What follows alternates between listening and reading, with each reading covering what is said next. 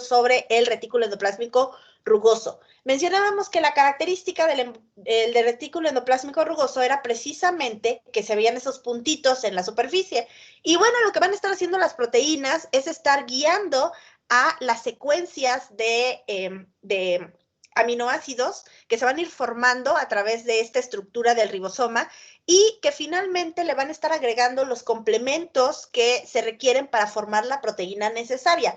Decíamos por ahí la analogía del tenis y que finalmente le van a estar poniendo sus agujetas a esta proteína o a este tenis para que esté la estructura completa. Ahora, si la proteína requiere algo adicional, como por ejemplo un lípido o un éster de colesterol o cualquier otra cosa, pues entonces se va a dirigir directamente al retículo endoplásmico liso para terminar su proceso de formación. Entonces, prácticamente eso es lo que va a estar sucediendo aquí en esta situación. Así que aquí fue donde nos quedamos y vamos a continuar. Bueno, recordemos que el retículo endoplásmico rugoso va a depender su tamaño dependiendo de qué tipo de célula sea y si la célula produce muchas proteínas, ya sea para exportar. Recordemos que siempre va a tener un retículo endoplásmico rugoso porque necesita estar reparando o reponiendo las proteínas de su membrana, de sus otros organelos, pero si la célula tiene función de secretar, pues entonces su retículo va a ser muchísimo más grande porque necesita una capacidad mayor. Ejemplo de ello, células, por ejemplo, del estómago o las células plasmáticas que necesitan producir anticuerpos, pues su retículo endoplásmico rugoso va a ser mucho más grande. Así que eso es parte de lo que vamos a estar revisando. Y obviamente tiene que ver con mecanismos de cómo secretan estas sustancias. Y recordemos que por ahí hablábamos acerca del exocitosis y endocitosis. Entonces, en este caso, estaríamos hablando de la exocitosis y los mecanismos para que estas vesículas que se generan en el retículo sean liberadas. Así que, rápidamente escríbeme ahí en el chat cuál es la relación que existe entre el retículo rugoso y los ribosomas, como estuvimos por aquí comentando, y vamos a verificar si ya se encuentra aquí Javier Bautista, ya está. Así que adelante, Javier, ¿qué nos puedes comentar acerca de la relación entre los ribosomas y el retículo endoplásmico rugoso? Adelante. Los ribosomas son los que están plasmados en el retículo endoplasmático rugoso y van a participar en la síntesis de proteína. Ok, gracias. Veo que tienes el concepto bastante claro. Y nos vamos con Paco. Paco, ¿tú qué opinas? ¿Alguna otra relación que tenga con el retículo rugoso, los ribosomas? ¿Algo más que le podamos añadir? No. Pues sí, realmente ¿cómo se llama? El retículo endoplasmático rugoso se encuentra como que tapizado por estos ribosomas. Y algo que podría agregar es que, si no mal recuerdo, los ribosomas trabajan como en codetes, algo así, no recuerdo. Que iban como de tres formando como 3 cadenas de aminoácidos a la vez, así hasta conformar toda la cadena de una proteína. Sí, están relacionadas así como en grupitos, efectivamente. Bueno, entonces vamos a retomar lo que tú comentabas y hay que hacer la aclaración. Los ribosomas están en azul, entonces, ¿son membranosos o no son membranosos, chicos? No son. Excelente, no son membranosos, porque en realidad no tienen una membrana como tal.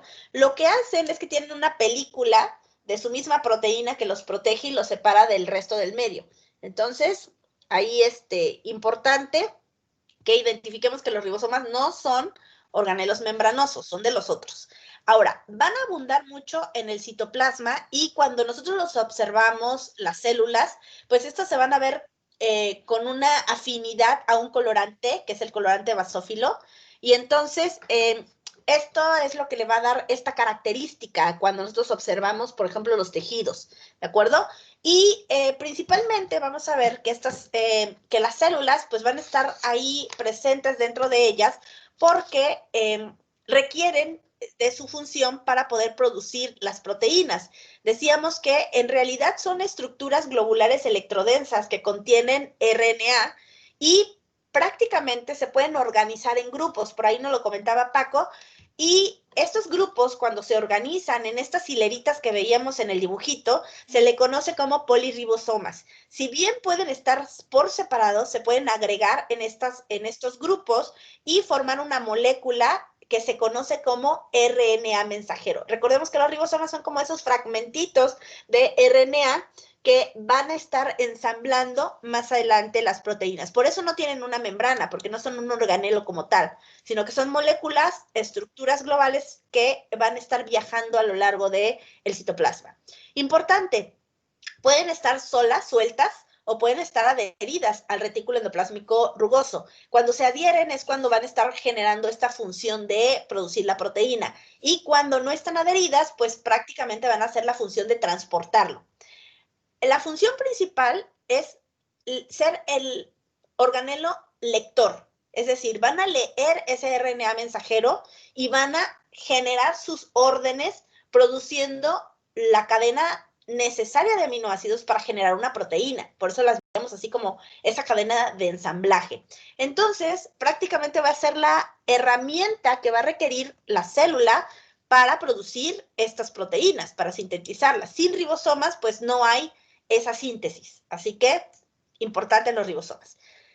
Observo aquí varios conceptos que ustedes me están manejando. Todos ellos veo que son correctos en relación a la función. Algunos mencionan la función, algunos mencionan su relación con el retículo endoplásmico rugoso. Efectivamente, ayudan en la síntesis, que es la función principal que vamos a estar manejando con ello. Ahora, ¿cómo se relaciona el aparato de Golgi con los lisosomas y el retículo endoplásmico? Vamos a meterle más organelos. Así que le vamos a dar chance a Linda. No sé si ya está Linda aquí en la sesión. Vamos a verificar. Déjenme checo aquí en la lista. No la veo. Así que vamos a darle chance a Natalie. Natalie, adelante. ¿Qué relación observas tú en contrastes entre todos estos organelos? Aparato de Golgi, lisosomas y retículo endoplásmico, principalmente rugoso, pero también podemos integrar aquí al liso. Adelante, Natalie. Pues es que, bueno, por lo que leí y recuerdo, el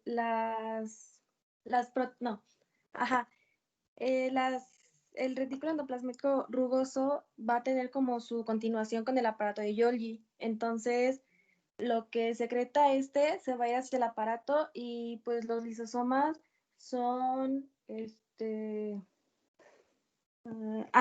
van a ayudar a como descomponer todo esto. Entonces, yo creo que todo eso se relaciona en como un caminito que van a seguir todas lo que es excretado y todo eso. Ok, buena analogía, como un caminito, ¿no? Y se van ahí uno tras otro. Jimena, levantaste la malita, ¿qué nos puedes comentar? Los demás ya saben, escribiendo ahí en el chat su comentario. Bueno, los lisosomas con el aparato de Golgi, por ejemplo, el aparato de Golgi es el que produce a los lisosomas. Entonces ahí sí se relacionan. Sí, y pues lo demás, lo que dijo mi compañera, del retículo endoplasmático con el aparato de Golgi, que pues es como una continuación. Ok, excelente, gracias. Y bueno, con ellas dos podemos ver que el aparato de Golgi, pues su función depende mucho de lo que haga el retículo endoplásmico rugoso, porque es el que va a terminar los detalles prácticamente para empaquetar estas proteínas. Nancy, ¿quieres comentar algo? Adelante. Solo iba a decir que yo leí que el retículo endoplasmático es el que se encarga de transportar las proteínas al aparato de Golgi. Ok, efectivamente. Gracias. Sí, efectivamente, y tiene que ver con ello esta relación, ¿no? El aparato de Golgi, como dice Nancy, como comentaron también sus demás compañeras, tiene que ver con la secreción, ya ahora sí ya el proceso de secreción, y también tiene que ver con el proceso de metabolismo de azúcares. Entonces, ojo con ello. Recuerden que algunas proteínas de la membrana necesitan azúcares y que si ya bien se las empezaron a poner allá en el retículo endoplásmico rugoso, pues aquí terminan de establecer estas uniones. También van a tener una estructura en forma de saquitos y cuando nosotros observamos estas tinciones las vemos como un punto ahí de color magenta rosado en las células. Ahora, una cosa interesante de esta estructura es que tiene dos caras. Tiene una cara que se le llama cara cis, que es la cara donde están formando las vesículas. Por otro es la cara que se le llama trans. La cara esta siempre va a estar dirigida hacia la región apical de la célula, porque es hacia donde van a mandar las vesículas de exportación, por decirlo. Y hay una cara intermedia, que son esos filetes que vemos ahí en la imagen, intermedios, su nombre lo indica, y prácticamente es donde se van a estar generando estas vesículas. Entonces, por un lado, la cara cis recibe la vesícula que viene del retículo endoplásmico, la proteína, la mueve a través de su cara medial y la saca ya toda en una capsulita, en una vesícula hacia la carita de maduración. Entonces, esa es parte del proceso que va a seguir este aparato de Golgi. Como comentan sus compañeras, es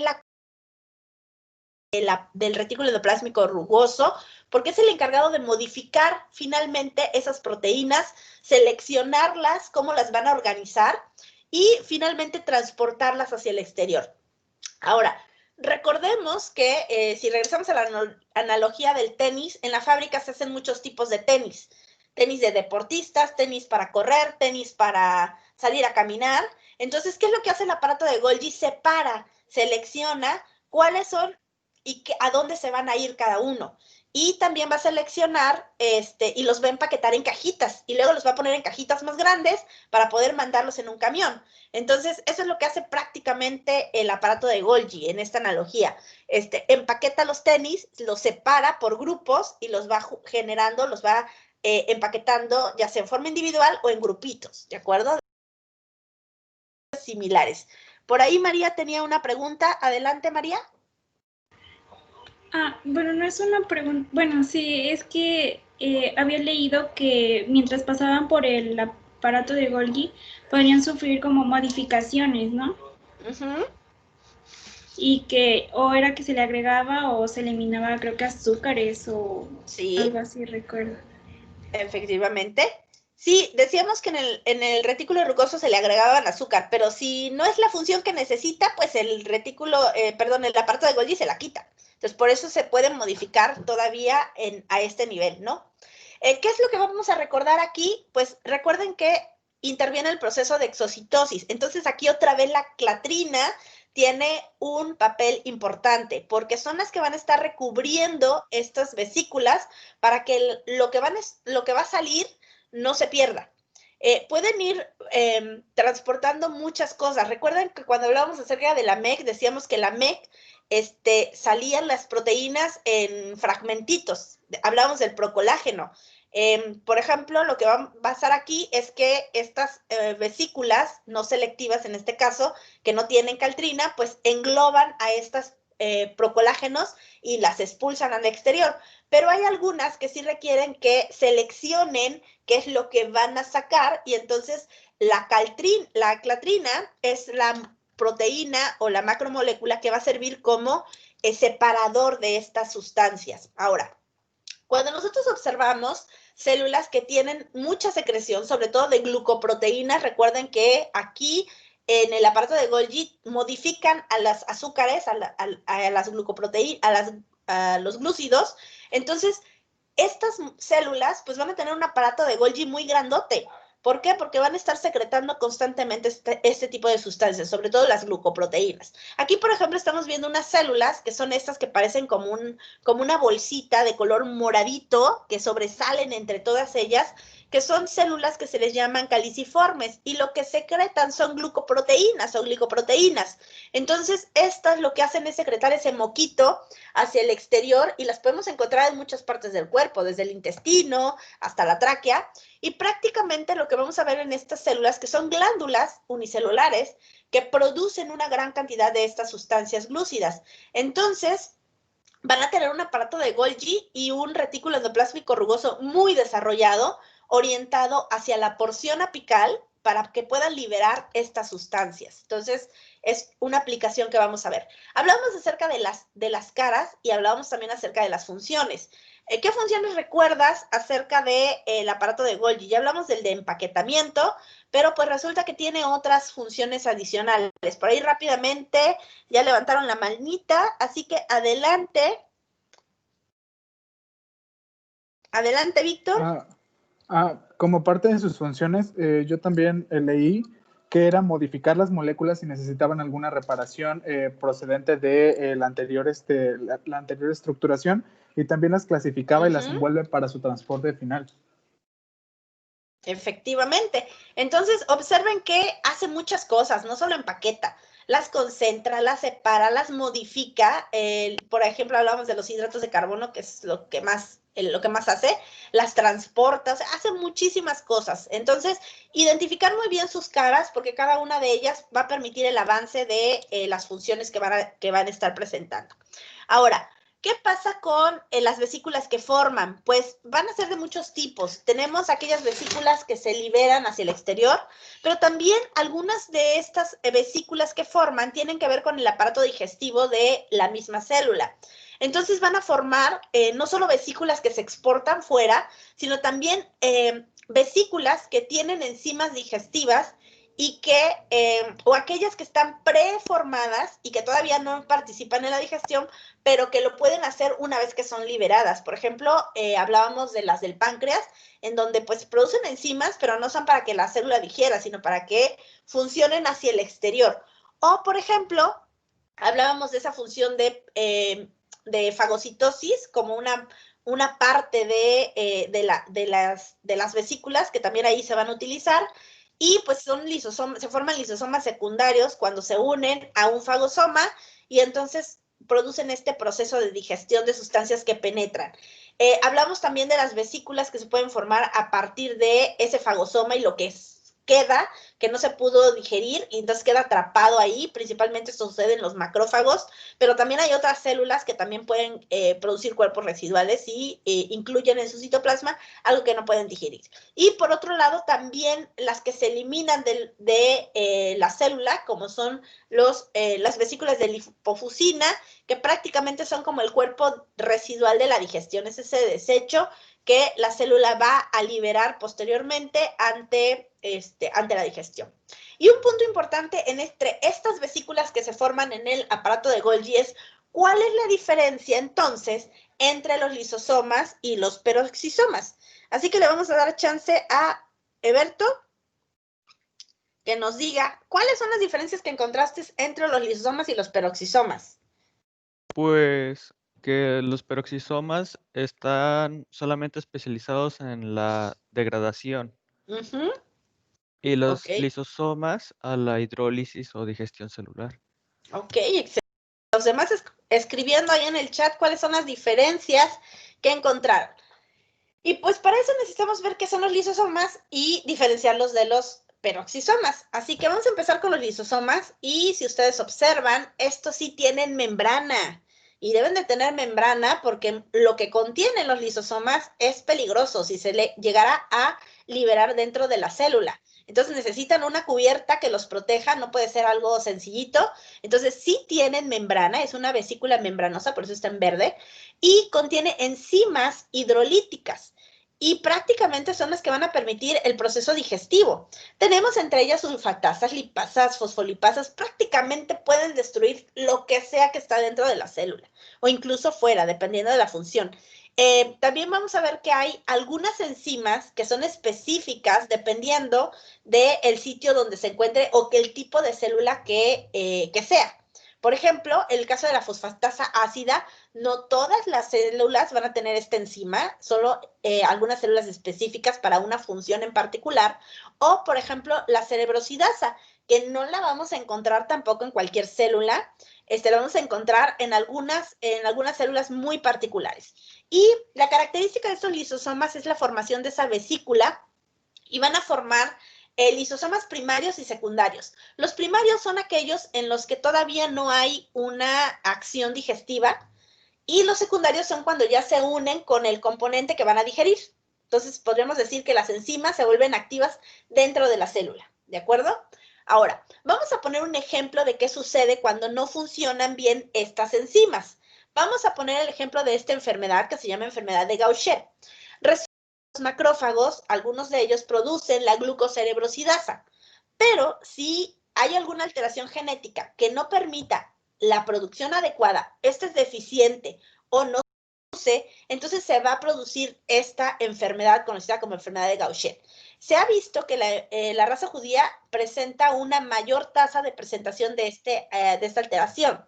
Y lo que va a pasar aquí es que se van a almacenar las enzimas de los lisosomas, principalmente los glucocerebrósidos. ¿Por qué? Porque no van a funcionar adecuadamente y en lugar de que digieran lo que tengan que digerir, se quedan ahí atrapados. Entonces, se van a acumular adentro de estos macrófagos y van a hacer que se vuelvan grandes y gordos.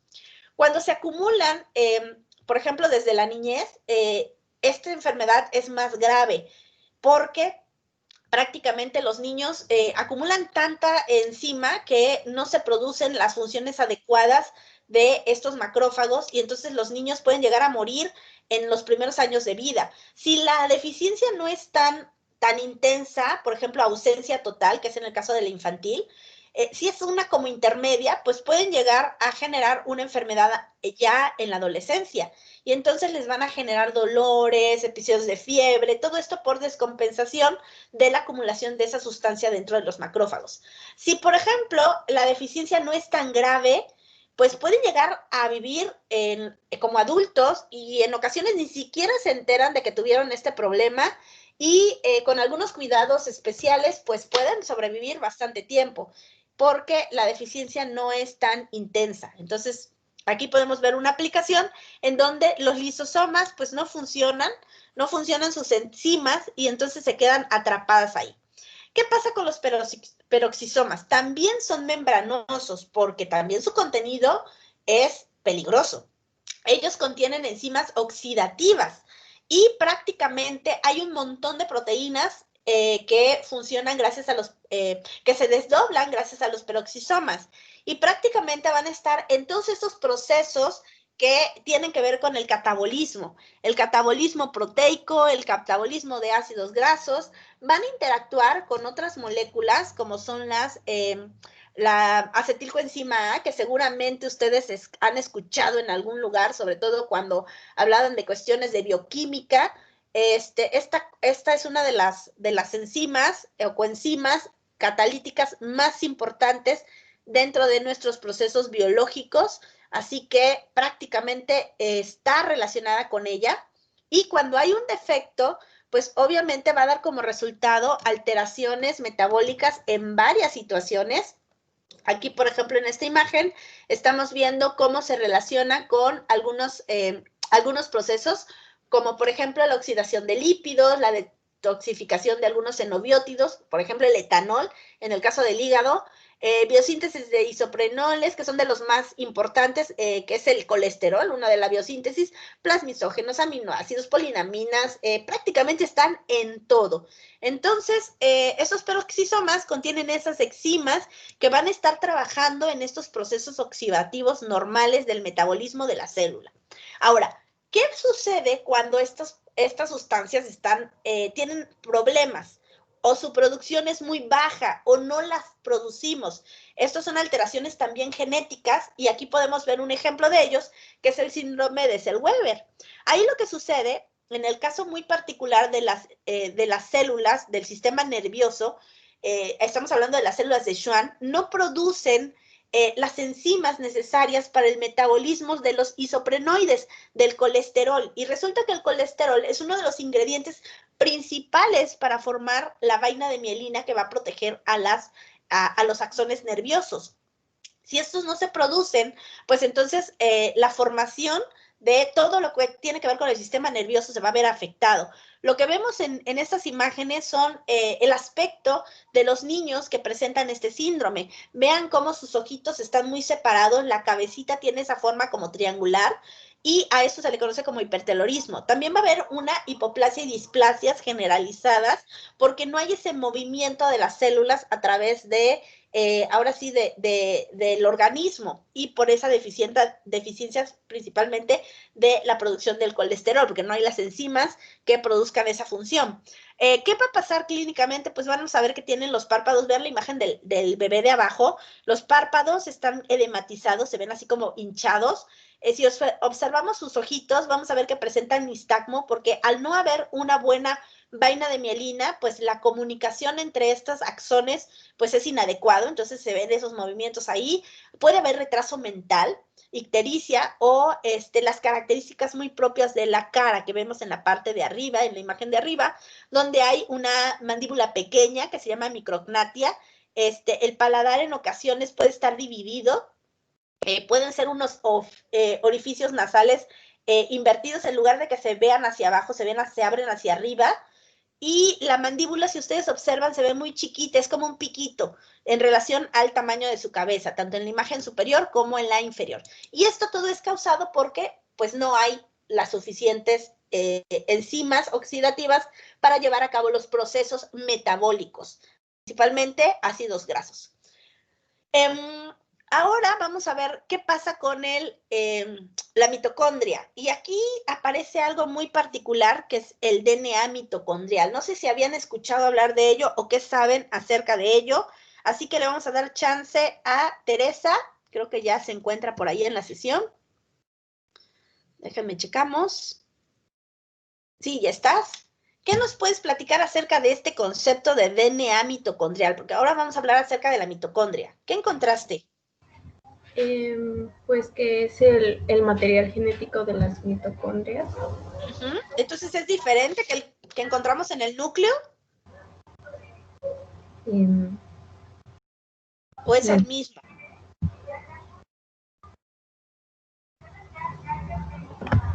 ¿Sí, Teresa? ¿Te escuchamos? No sé si es diferente. Ah, ok. Por ahí hay unas manitas levantadas, así que vamos a darle chance a los que levantaron la manita. Y tenemos a Jamie y después a Jimena. Así que Jamie, adelante. Yo recuerdo que es el que solamente se hereda de la madre, el que está en la mitocondria.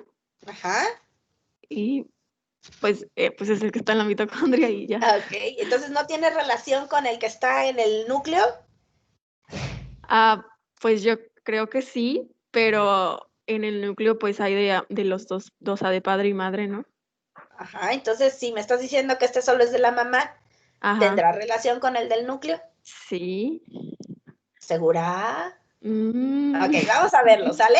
Por ahí alguien más había levantado la mano, creo que fue, creo que era Jimena. Ya no me fijé. Era yo, pero Jamie dijo lo que yo iba a decir, que okay, bueno. el material genético pues es el que se hereda únicamente de la madre. Y entonces la pregunta que quedó ahí es lo mismo. En el núcleo también está el de la madre y el del padre. Ok, bueno. Víctor, ¿algo más que quieras aportar? Los demás escribiendo ahí en el chat, ya saben. Yo considero que el ADN mitocondrial y el del núcleo son diferentes debido a que leí en un libro que el ADN nunca puede ser igual a menos que sea el mismo del núcleo. Y como también había leído que el ADN mitocondrial se produce cada que se divide la célula, entonces es diferente al del núcleo. Ok, excelente, bien. Y aquí tienen algo que ver que dijeron Jamie y por ahí que apoyó también, creo que era Jimena, viene de la mamá, pero entonces, ¿por qué ahí en la mitocondria no hay del papá? ¿Hay alguna explicación que ustedes hayan encontrado? ¿Alguien que quiera participar en relación a esta explicación? ¿O le damos chance a Ulises? Ulises, ¿qué opinas? Ahí déjame verificar. Pues sí, eso viene de la fecundación. ¿Qué pasó ahí? Se desprende la mitocondria del espermatozoide al entrar al ovocito. Ok, gracias. Y recuerden que eso sí creo que sí lo mencionamos anteriormente, entonces hay que estar bien vivos con esto. Ok, mitocondrias. Recordemos que las mitocondrias son estos organelos chiquititos, son membranosos y tienen muchos pliegues. Cuando nosotros vemos microfotografías electrónicas son los más fáciles de reconocer. Esta estructura es así como la clásica. Ahora, si ustedes observan, tienen algunas paredes internas. La función que todo mundo conoce es como la función de la cefe. Es la fuente de energía. Sin la mitocondria no hay manera en que la célula sobreviva, así que es uno de los organelos importantísimos, casi como el corazón, porque si no está bombeando energía, pues entonces los procesos celulares no se llevan a cabo. Tenemos que, va a realizar muchas funciones, no solo esa, así que hay que ver qué otras funciones puede realizar. Y tiene que ver también con la descomposición de moléculas. Cuando nosotros nos alimentamos, vamos a descomponer moléculas, principalmente, recordemos, ahí intervienen todos los procesos de la descomposición de los azúcares y de algunas otras sustancias, porque eso es lo que nos va a generar energía. Así que, imagínense esta figurita. ¿Qué es lo que está sucediendo ahí adentro? Ustedes ya han escuchado hablar acerca del ciclo de Krebs. Así que, Karime, ¿nos puedes decir qué es eso del ciclo de Krebs? Así, explícanoslo rapidito. Pues se va a obtener energía. Bueno, el resultado de eso es que se va a tener energía. ¿Y qué pasa ahí?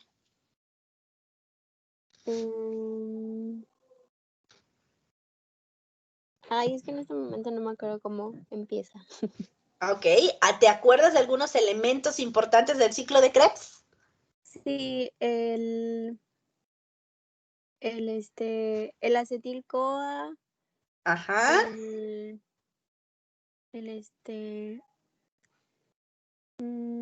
Ay, no me acuerdo cuántos se obtienen. Pero se obtienen ciertos ATP. Ajá. O sea, lo que se obtiene son ciertos ATP, que creo que son 2 de ganancia como tal, y dos que se ocupan en el ciclo. O sea, se obtienen 4, pero 2 son los que solo se obtienen de pura ganancia. Y empieza con el acetil-CoA. Y también se obtiene NADH. Como un desecho, ¿sí? ¿Y qué más tenemos ahí? FADH o FAD. Ok. Esos son los cofactores que van a estar interviniendo para poder formar estas moléculas de ATP, ¿verdad? Sí. Ok, excelente. Gracias, Karime. ¿Y alguien más que recuerde ciclo de Krebs? ¿Dónde lo ha escuchado? Ahí con micro. Veo que Jamie tiene la manita levantada. Adelante. Ay, no la bajé de hace rato. Pues ahora te toca platicarnos del ciclo de Krebs. ¿Te acuerdas de algo adicional a lo que comentó Karime? No, la verdad no. Ok, bueno, entonces, observación, hay que ir a revisar el ciclo de Krebs, Sí. ¿sale? Bueno, vamos a darle chance a Yariel, que él sí levantó la manita en esta ocasión, así que adelante, Yariel, ¿qué nos recuerdas del ciclo de Krebs? Que, por cierto, lo van a ver en Bueno, pues, sí, bueno, pues en el ciclo de Krebs, ¿se me escucha bien, para empezar? Sí, te escuchamos. Perfecto. Pues en el lo que había visto, lo que había leído desde antes, es que este también es conocido como el ciclo de ácido cítrico o el de tricarboxílico, si no mal recuerdo, y pues este constaba, pues aquí lo que tengo es que este constaba de 8 procesos, donde 3 de ellos son irreversibles y los demás van siendo reversibles, empezando desde una acetilcoenzima A y terminando por un oxalacetato. Ándale, ese es el que nos estaba faltando. De acuerdísimo. Bueno, entonces observen que en próximos días y en próximas fechas van a respirar, comer, soñar ciclo de Krebs, sobre todo en bioquímica, pero lo que quiero que ahorita vean es dónde se genera esto. Sabemos que es en la mitocondria, pero ¿en qué parte? Pues en esos pliegues que vemos en la imagen, lo que está sucediendo es que ahí hay canales. Observen cómo se ven varios tipos de canales y cada canal tiene una función que se maneja a través de energía.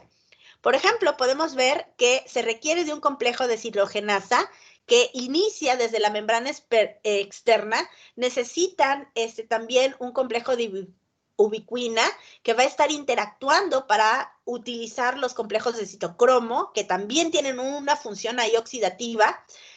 También van a estar ahí presentes, hablaban acerca del oxígeno y de los hidrógenos, van a transformar en aguas y también van a servir como mediadores de electricidad para poder generar estos complejos ATPs y darles estas moléculas y que finalmente estas puedan funcionar fuera de ahí y que generen todas las funciones en la membrana. Ya hablábamos acerca de los segundos mensajeros y todo ello. Observen ahí también está involucrado otro ciclo, que es el ciclo del ácido cítrico. Este en particular nos va a dar una molécula que se llama NADH, que también es una molécula que transporta energía. Son transportadoras de hidrógenos y prácticamente son las que van a estar dándole la vitalidad a nuestra célula. Sin ese transporte de electrones, sin esta fosforilación oxidativa, pues prácticamente morimos en pequeño y eso se va a ver reflejado también en el metabolismo generalizado. Entonces, la función de la mitocondria es muy importante. Decíamos que todo empieza con la acetilcoenzima A y a partir de su paso y transformación desde el ácido cítrico que va a involucrarse en el ciclo de Krebs, pues finalmente va a dar como resultado esa famosísima molécula de ATP. Y aparte nos va a generar agua. Y recordemos que el agua es inocua para la célula, la utilizamos. Entonces nos va a generar una molécula de agua con el ATP. Ahora, existen células que van a necesitar más cantidad de energía que otra. Ejemplo de ello, el músculo cardíaco. Sabemos que el músculo cardíaco, pues no para, porque si para, pues estamos en serios problemas. Entonces consumen muchísima energía.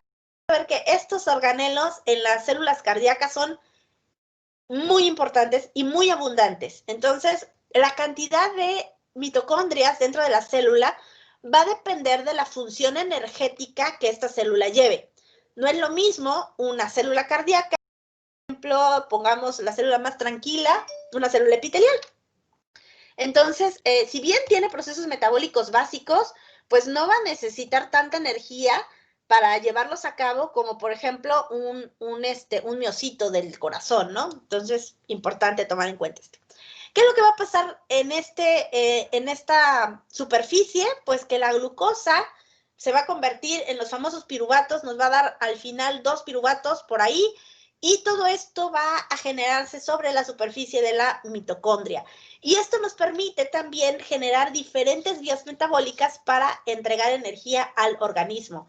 Tenemos el ciclo de Krebs, tenemos esa cadena de electrones que va a estar funcionando a través de la superficie de la mitocondria y que nos va a dar energía. Ahora, ¿qué pasa con esa pregunta que decíamos al inicio? Pues importantísimo recordar que el DNA no es el mismo que tenemos dentro de la mitocondria. Resulta que la mitocondria tiene su propia forma de producir más mitocondrias. ¿Y esto por qué se da? Resulta que este DNA que se genera de la mitocondria proviene exclusivamente, como ustedes comentaban, de la vía materna.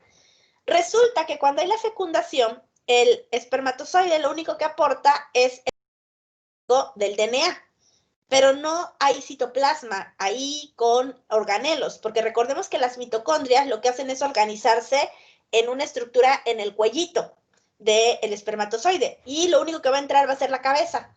Entonces, lo único que va a generar ahí es el DNA, que va a compartir con el DNA del núcleo del ovocito. Pero resulta que el óvulo contiene gran cantidad de mitocondrias que tiene su propio DNA, que no se combina con el DNA paterno del núcleo, y entonces va a tener su propio DNA. Esto es importante que ustedes lo recuerden, porque más adelante, cuando ustedes revisen enfermedades genéticas, van a ver que hay enfermedades que se transmiten a través de ese DNA de la mamá. Y entonces van a tener unas características muy particulares de presentación clínica. Así que, ojo con ello. ¿Qué pasa con...? Bueno, vamos a hablar de otro aspecto que tiene que ver con el mantenimiento de la estructura y la movilidad celular. Entonces, ¿qué componentes que ustedes recuerdan o revisaron por ahí son los que le van a apoyar a generar esa estructura y que también se puedan mover los elementos o las macromoléculas ahí adentro? Así que vamos a darle chance a Martín para que nos comente qué encontró acerca de esto. Así que adelante, Martín. Según recuerdo, el principal de la estructura y movilidad son el citoesqueleto y... Ok, citoesqueleto. ¿Te acuerdas de qué está formado el citoesqueleto? ¿O revisaste algo por ahí? Sí, pero espera, no recuerdo bien. Ok, bueno, entonces vamos a dejarlo así por el momento. Los demás que recuerdan del citoesqueleto, vamos a darle chance aquí a Zuli. Zuli, ¿andas por ahí? Sí, veo que sí estás. ¿Tú qué encontraste en relación al citoesqueleto que nos comentan por ahí?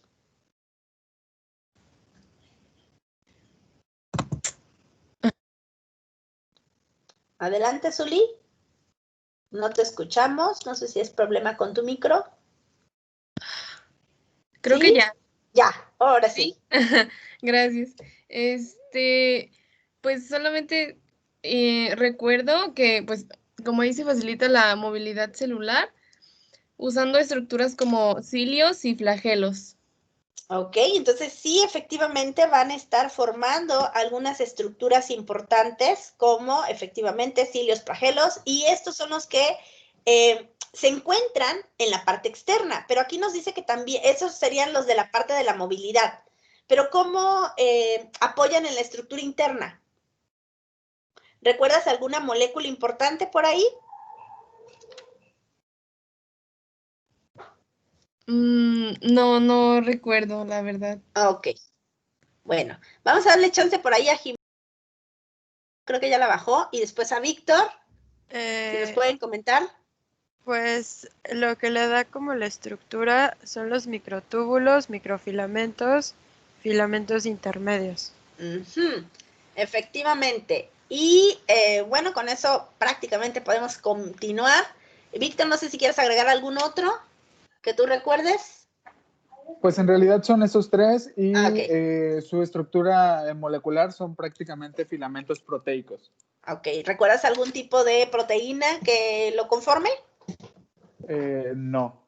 Ok, entonces, ojo ahí porque hay una oportunidad de ir a revisar. Bueno, ¿Sí? doctora. Sí, adelante, ¿quién es? No sé si sea una limón. Ok, dale limón, ¿qué quieres? No sé si sea una que compone a este citoesqueleto, la tubulina, que va a ser los componentes de los microtúbulos. Sí, efectivamente, y vamos a hablar extensamente acerca de la microtubulina, si no nos da tiempo hoy, en la próxima sesión. Así que sí, efectivamente, y de hecho vamos a estar cerrando ya con esta introducción al citoesqueleto, y qué bueno que lo mencionas, porque es uno de los elementos que van a estar ahí presentes para darle estructura, principalmente a la célula. La función, como lo dice el título de la pregunta, tiene que ver con la forma y la estabilidad de la célula, y también con el movimiento, y también intervienen en la división celular. Esos usos mitóticos, ya me estoy yendo por otro lado, esos usos mitóticos están formados por este tipo de proteínas que van a estar estructurando la célula. Efectivamente, como ustedes mencionan, y veo aquí ya en algunos mensajes, son estos tres componentes principales: microfilamentos, microtúbulos y filamentos. Así que si no lo escribiste ahí en el chat, escríbelo en el chat para que no se te olviden estos tres elementos súper importantes del citoesqueleto: microfilamentos, microtúbulos y filamentos. Y resulta que estas estructuras pues van a generar una red, y la finalidad de esta red estructural es la arquitectura, es que no se degenere la forma de la célula, que permite el desplazamiento dentro de la célula de las macromoléculas. También permiten la movilidad de los cromosomas cuando hay división celular, por eso ahí está incluido. También permiten esas uniones entre las células. Recuerden que cuando veíamos uniones celulares decíamos que se unían con unos filamentos dentro de la célula. Bueno, pues ya llegamos a ese punto, y los filamentos a los que se unen son los del citoesqueleto. También hablamos acerca de proteínas en el citoplasma que podían estar nadando por ahí y que le daban sus características o conformación. También ahí están integrados estos citoesqueletos. Y pues prácticamente forman parte de todas las estructuras celulares. Entre los filamentos más importantes que vamos a encontrar están los filamentos de actina. Y si ustedes hablaban de ¿cómo se llama? De los flagelos y de los cilios, pues la actina tiene mucho que ver ahí porque es una de las moléculas que genera movimiento, porque produce contracción. Y resulta que aquí nos vamos a quedar con los microfilamentos por cuestiones de tiempo. Recuerden que el día de hoy me toca salir corriendo de una sesión a otra, así que vamos a dejarlo hasta aquí. No sé si tengan alguna duda, alguna pregunta. Si tienen dudas, preguntas, este es el momento de realizarlas, Y si no tienen dudas o preguntas, escribe en el chat tus cogniciones de lo que llevamos hasta ahorita en relación a la revisión de los diferentes organelos. Así que vayan escribiendo. No olviden dejar ahí sus comentarios antes de salir del chat. Y por mi parte, pues eso sería todo el día de hoy. No sé si hay alguna duda o pregunta. Lo vamos a dejar hasta aquí.